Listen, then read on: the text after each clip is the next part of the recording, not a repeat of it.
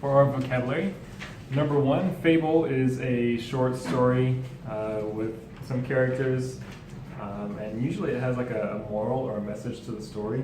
And the word fable is actually very old, and you have old fables through time. One of the most famous fables is the fable of King Arthur and the Sword and the Stone. Yeah, yeah. Number two, boycott.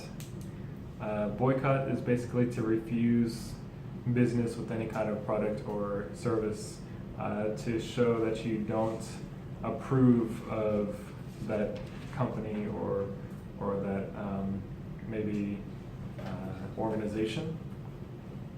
Number three, foreground. Foreground is it says to emphasize an issue or a word, but also it's just to show what's happening. Foreground means like what you see now without knowing the background information.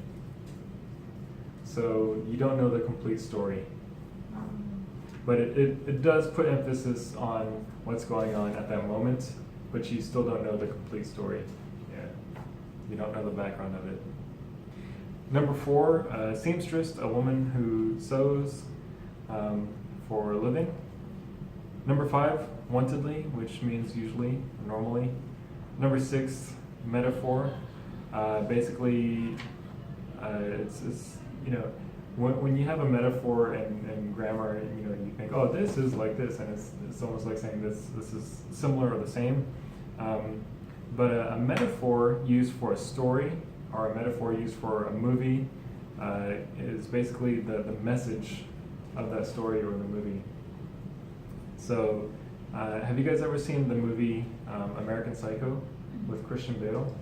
And he's like a rich guy on Wall Street in the 80s, and it's kind of like a thriller.